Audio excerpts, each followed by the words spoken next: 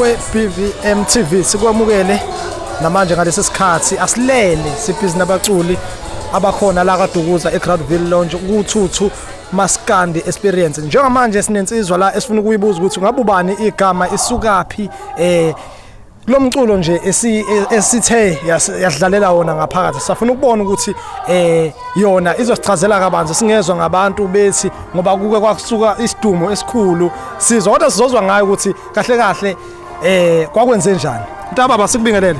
Ngiyabingelela MC wami, ngiyabingelela nakubafethu BVM TV.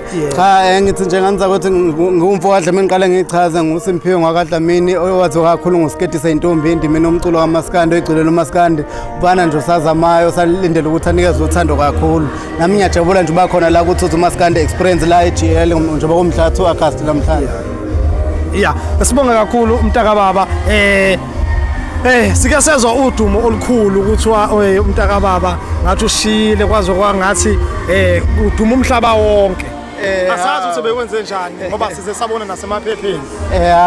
Cha nganza ukuthi kuye kube khona la moto wenza into enhle mhlawumbe uzama into enhle kuba khona abantu abaqhamuka eceleni thola ukuthi bazama iattention bafuna ukunakwa ngegama lakho so bafethu hayi umfowadla mina usaphila umculweni umfana wena nimthandayo uyaphila bafethu udle anhlamvana nalo lelo demon lelaleli khona sesazama ukunqamola ukuthi babone ukuthi abantu into engekho bawumuntu nje ekhandela udumo nje ngento engekho.